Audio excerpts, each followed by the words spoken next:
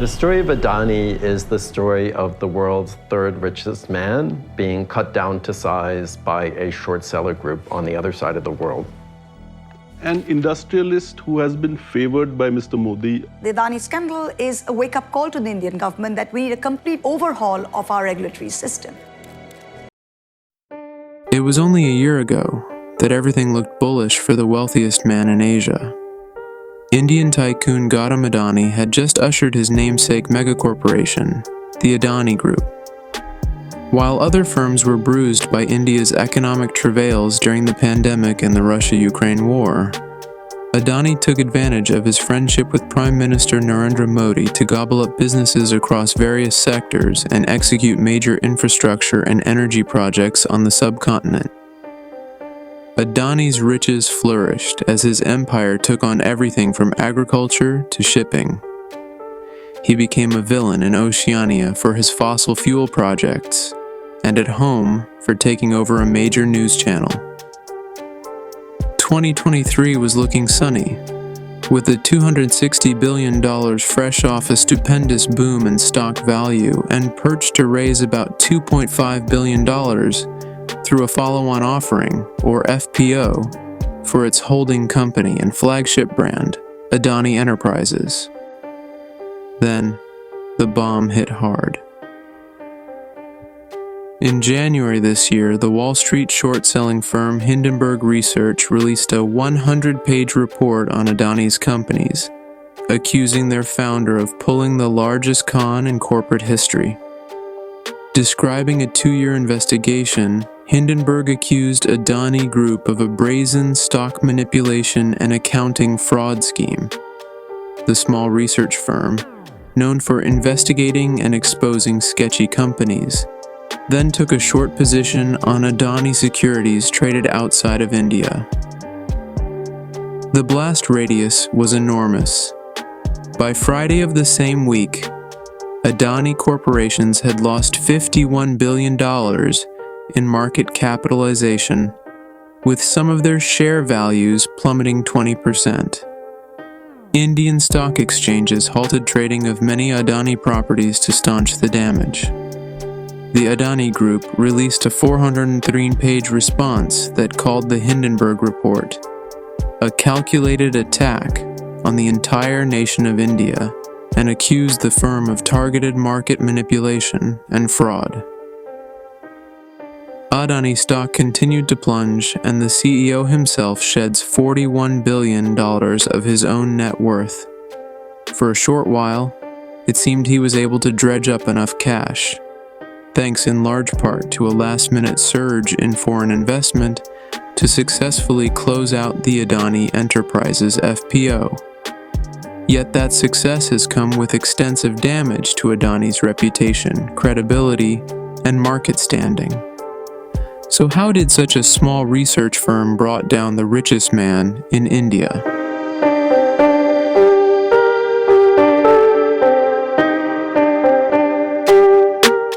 Gautam Adani's fortune and rise to power are entangled with the story of modern Indian politics.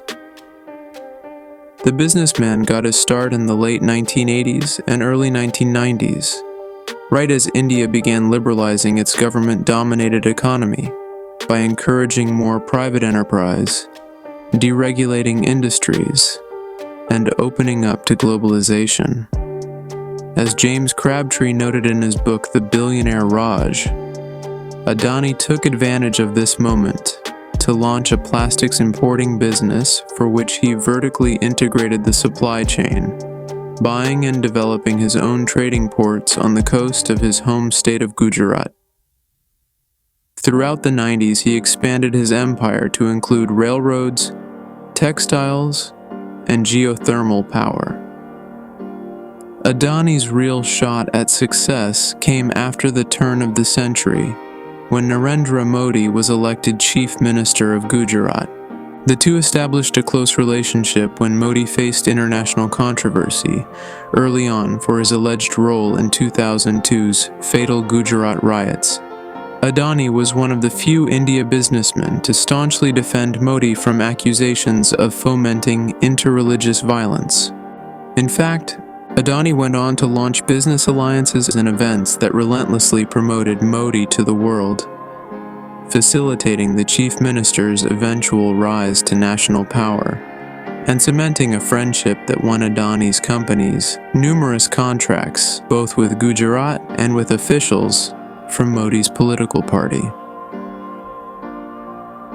By 2008, Adani was a billionaire and the largest coal player within the entire country.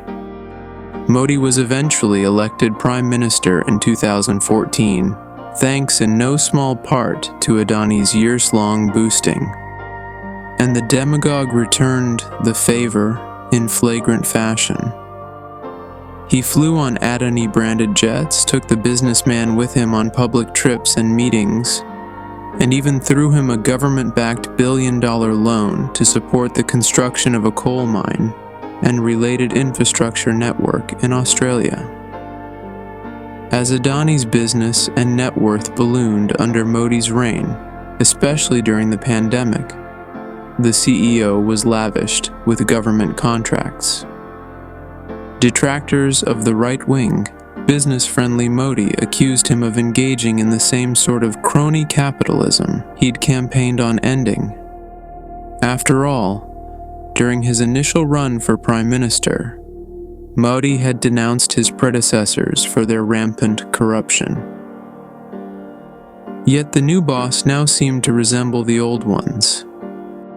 Adani's companies became ever more intertwined with India's welfare, as they became the country's dominant firms for sectors like shipping, energy, and mining. He was in so deep that many of India's biggest controversies included links to Adani by sheer proximity, like the sweeping farmers' protests in 2020 and 2021, an ongoing plague of information censorship from the press-hostile government, and the stubborn resilience of the country's fossil fuels. Adani also sent shockwaves through the brittle Indian media sphere last year after he carried out a hostile takeover of NDTV, a storied television broadcaster formerly viewed as one of the country's few truly independent journalism institutions. Critics feared that Adani's ownership and influence would gradually turn NDTV into yet another propaganda channel for his pal Modi. So a businessman who is seen as an extension of the government, how can I work under such a person? We will have to see what they choose not to show, what they will make disappear, and instead what they are going to present in their own way. I think after his takeover, pro-government media will be reinforced.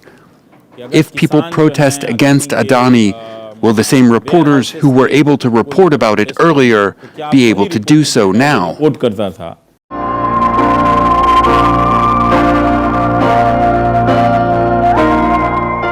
Short selling is selling a stock that the seller does not own at the time of the trade, with the intention of buying it back at a lower price later in the future. Short sellers borrow shares and sell them at market value, and buy them back when the share price falls. The difference in value is the profit. To put it simply, a short seller bets on the price of the stock going down in order to make a profit. Short sellers can be broadly categorized into two types. One, those who short stocks because they believe a stock is overvalued like the GameStop short sellers, or shorting stocks as part of hedging or market-neutral portfolio strategy. And two, forensic short sellers, those who attempt to do a detailed forensic research on a company, spend months or years investigating about it, take positions, and then try to convince the public about their view. Hindenburg comes in the latter category. Hindenburg Research was established in 2017 by Nathan Anderson. Anderson had become a name on Wall Street a few years earlier, after tipping off the U.S. Securities and Exchange Commission to fraudulent practices by a billion-dollar hedge fund with evidence based on research he'd conducted. He decided he enjoyed this sort of probing, and launched Hindenburg in order to analyze and bet against firms he's determined are sketchy, to great success and controversy. Though Hindenburg is tiny with only about 5 staffers, it is potent. In 2020, it gained notoriety after calling out the hot electric vehicle startup Nikola for intricate fraud, thus demolishing the company's stock price and setting its founder up for federal investigation and indictment. In a time of rising activist investing, Hindenburg continued its successful track record of investigating and shorting businesses that seemed kinda off, earning plaudits from the financial world. The Hindenburg report accused the Adani Group of engaging in large-scale stock price manipulation, falsely overinflating the value of their assets, and controlling over 75% of their shares through different offshore shell entities controlled by the group. All of these are prohibited by the securities contracts rules in order to protect investors. It cited 2 years of research, including talks with former senior executives of the company and reviews of several documents. Hindenburg also accused the Adani Group of taking on substantial debt by over-leveraging their assets to obtain several large loans amounting to 2.2 lakh crores, which was the equivalent of $26.4 billion. If the Adani Group is unable to pay back its loans, the lending banks will be unable to recover the debt amount, putting them in a precarious position. The report also highlighted accounting irregularities and sketchy dealings enabled by virtually non-existent financial controls. To be clear, such claims weren't necessarily new. As far back as 2015, Credit Suisse had raised concerns about Adani Enterprises' rapid pace of acquisitions and massive debt buildup.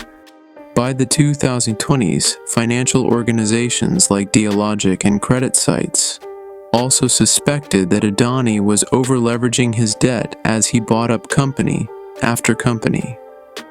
And in 2021, investors worried over Adani's sources of backing when the Economic Times reported that 3 Mauritius-based funds with Adani investments had had their accounts frozen in their native country. Still, he got through it just fine.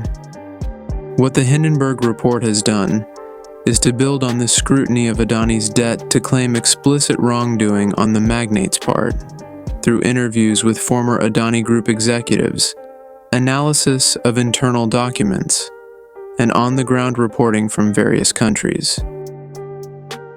Hindenburg Research counts 38 Mauritius shell entities used as tax havens, in tandem with other shell companies in nations like Panama and the United Arab Emirates that route undisclosed funds to Adani's private businesses, which then appear on the public company's balance sheets.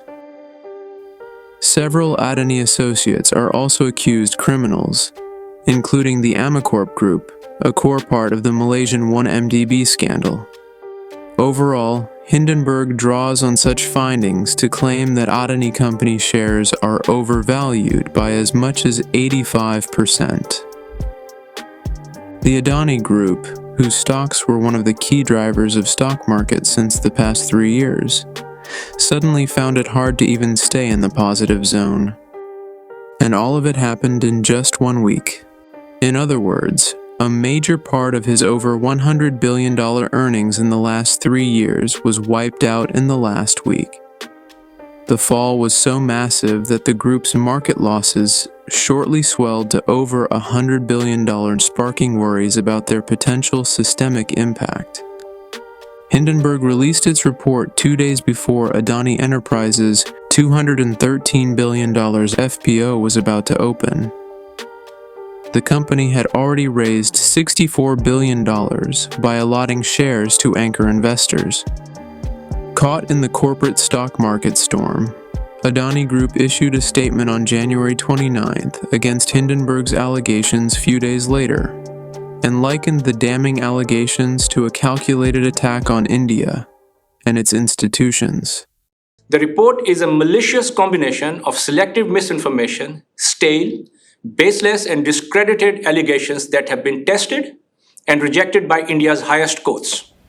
Adani lost his spot as the richest man in Asia and India. All eyes were on Indian banks that loaned Adani Group money. Though many large Indian banks are exposed to Adani stocks, the financial authorities claim it is manageable and insufficient to destabilize them. While they are not severely affected, they are also not willing to jump on the Adani bandwagon anytime soon, as Adani faces a potential loan recall. Currently, Adani has undertaken a $500 million loan after banks refused to help. Country's largest lender, SBI, had said its exposure to Adani Group is fully secured by cash-generating assets in an attempt to assuage investor concerns. As regulators step in, banks are distancing themselves, with Citigroup's wealth unit saying it has stopped extending margin loans to its clients against Adani securities, and Bloomberg News reporting that Credit Suisse had done likewise. While Adani lost much, many also questioned the legitimacy of Hindenburg. The research firm is notorious for targeting certain companies. The firm admitted to holding a short position in Adani in its report, so it could be likely that this report is a malicious attempt at tarnishing Adani's image. Or it may be the tipping point for Adani. The Supreme Court of India has deferred hearing in the Adani-Hindenburg case twice, and is now expected to take place on November 24th, assuming it doesn't get deferred again.